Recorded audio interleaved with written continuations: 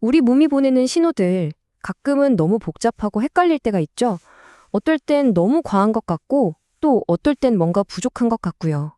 오늘은 바로 이 과잉과 결핍이라는 두 가지 키워드로 우리 몸의 신호를 한번 명쾌하게 해석해 보려고 합니다.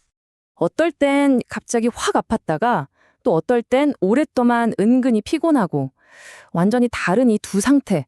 대체 우리 몸이 무슨 말을 하려는 걸까요? 이 서로 다른 신호들 속에 숨겨진 진짜 의미를 한번 찾아보시죠. 이런 혼란을 딱 정리해주는 아주 명쾌한 개념이 한의학에 있습니다. 바로 실과 허인데요. 물론 이건 현대의학의 진단과는 다른 우리 몸의 상태를 이해하는 전통적인 관점이라는 점 먼저 기억해 주시고요. 자, 그럼 이 두 가지 개념이 대체 뭔지 자세히 한번 들여다볼까요? 자, 이해를 돕기 위해서 아주 간단한 비유부터 시작해 볼게요. 과잉은요, 마치 차가 너무 많아서 꽉 막혀버린 교통체증 같은 거예요. 반면에 결핍은 아예 달릴 힘이 없는 거죠. 기름이 뚝 떨어진 자동차처럼요. 이 그림 머릿속에 딱 넣어두시면 앞으로 설명이 훨씬 쉬울 겁니다. 먼저 실증부터 볼게요. 한자를 보면 딱 아시겠지만 가득 차 있다는 뜻이에요. 아까 그 교통체증 비유 기억나시죠? 그것처럼 우리 몸에 특정 기운이나 물질이 필요 이상으로 너무 많이 쌓여서 순환이 꽉 막히고 결국 병이 되는 상태를 말하는 거죠. 그럼 반대로 허증은 뭘까요? 이건 말 그대로 텅 비어 있다는 의미입니다. 기름 없는 자동차처럼요. 우리 몸이 움직이는데 꼭 필요한 에너지나 영양분이 부족해서 전반적인 기능이 뚝 떨어진 상태. 바로 그걸 가리킵니다. 자, 그럼 가장 기본적인 차이점부터 한번 짚어볼까요? 보통 실증은 체질이 비교적 튼튼한 사람한테 갑자기 확 생긴 병에서 많이 보이고요. 허증은 좀 약한 체질을 가진 분들의 오래된 병, 그러니까 만성적인 문제에서 흔히 볼 수 있어요. 이게 일단 가장 큰 틀이라고 보시면 됩니다. 좋아요. 그럼 이제부터는 좀 더 구체적으로 들어가 볼게요. 우리 몸이 아플 때 이 두 상태가 어떻게 다르게 반응하는지 그 신호들을 하나하나 따져보겠습니다. 통증에 대한 반응, 이게 정말 재미있는 포인트인데요. 실증으로 인한 통증은 누가 만지기만 해도 아파서 손대는 것조차 싫어해요. 누르면 통증이 더 심해지거든요.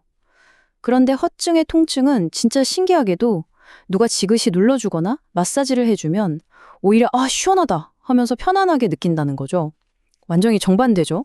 맥박도 마찬가지예요. 실증 상태일 때는 맥박이 아주 힘차고 쿵쿵 강하게 뛰는 게 느껴져요. 그런데 허증일 때는 마치 실처럼 가늘고 힘없이 약하게 뛰는 경향이 있습니다. 땀은 어떨까요? 실증은 에너지가 안에서 꽉 뭉쳐 있어서 그런지 땀이 잘 안 나는 경우가 많아요. 반면에 허증은 기운이 너무 없어서 몸의 문을 꽉 닫아둘 힘조차 없는 거예요. 그래서 별로 움직이지도 않았는데 주룩하고 땀이 흐르기도 하죠. 지금까지 말씀드린 이런 비교들, 사실은 바로 이런 복잡한 진단표에서 나온 거랍니다. 수천 년 동안 쌓이고 쌓인 전통의학의 관찰 데이터인 셈이죠. 우리 몸이 보내는 신호를 이렇게나 체계적으로 분류해왔다는 게 생각할수록 정말 대단하지 않나요? 자, 다음 주제로 넘어가 볼까요?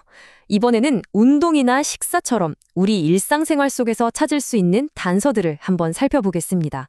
운동하고 나서 몸 상태가 어떤지도 아주 중요한 힌트가 됩니다. 실증은요, 꽉 막혀있던 게 운동으로 확 풀리면서 오히려 몸이 개운해지는 경우가 많아요. 그런데 허증은 안 그래도 없는 에너지를 쥐어짜서 쓴 거잖아요. 그러니까 운동하고 나면 증상이 더 심해지고 완전히 녹초가 되어버리는 거죠. 밥 먹고 난 뒤의 느낌도 완전 딴판입니다. 실증은 안 그래도 속에 뭐가 꽉 차 있는데 음식이 또 들어오니까 더부룩하고 답답하고 막힌 느낌을 받아요. 근데 허증은 이상하게 밥을 먹었는데도 속이 든든한 게 아니라 뭔가 텅 빈 것 같고 허한 느낌을 받곤 하죠. 이 외에도 재밌는 특징들이 몇 개 더 있어요. 실증인 사람들은 말을 많이 해도 쌩쌩하고요. 매운 음식을 먹어도 소화를 잘 시키는 경우가 많아요. 주로 혈기왕성한 젊은 층에서 많이 보이죠. 반대로 허증은 말을 조금만 해도 기운이 척 빠지고 매운 음식 먹으면 바로 배가 아프거나 설사하기 쉬워요. 이건 주로 기력이 좀 약해진 노년층에서 더 흔하게 나타나는 특징입니다. 자, 지금까지 실증과 허증의 차이점을 쭉 살펴봤는데요. 그럼 이걸 구분하는 게 대체 왜 이렇게 중요할까요? 이건 단순히 상태를 분류하는 것 그 이상의 아주 중요한 의미가 있습니다. 결국 핵심 질문은 딱 이거 하나로 모아집니다.